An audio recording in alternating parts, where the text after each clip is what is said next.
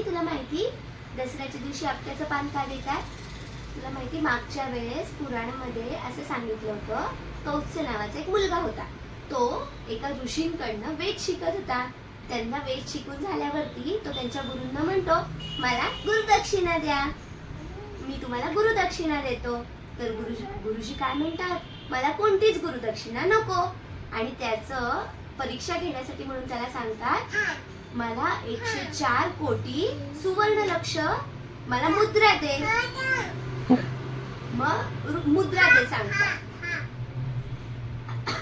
मग तो काय करतो, त्याच्याकडे तर एवढे पैसे नसतात म्हणून तो रघुराजांकडे जातो. हो सांगते, मग मी काय सांगू, रघुराजांकडे जातो.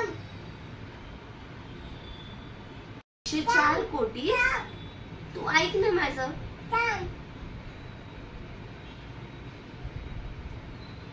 सांगू आता, ऐक ना, एक मिनिट ऐक ना.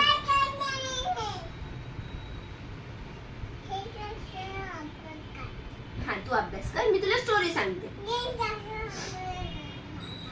सांगू आता. हा मग तर रघुराजांकडे जातो. 104 कोटी सुवर्ण मुद्रा रघुराजांना मागतो. हो मग ते म्हणतात, थांब मी काय करतो, कुबेर राजांकडे जातो आणि त्यांच्याकडनं तो 104 कोटी सुवर्ण मुद्रा घेतो आणि कौत्स्य नावाच्या मुलाला देऊन देतो. आणि मग तो काय करतो, त्याच्यातल्या फक्त 104 कोटीच मुद्रा घेतो आणि त्यांच्या गुरुजींना देतो. आणि ज्या उरलेल्या सगळ्या मुद्रा असतात त्या आपट्याच्या झाडाखाली सोडून देतो आणि सगळ्या प्रजेला सांगतो, तुम्ही ते धन गोळा करा.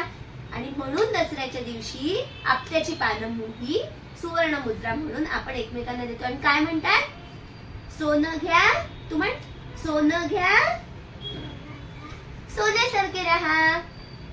म्हण सोन्यासारखे राहा. म्हण ना सोन्यासारखे राहा.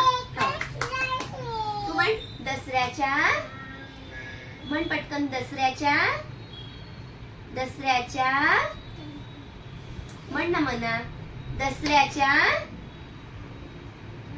शुभेच्छा. सोनं घ्या,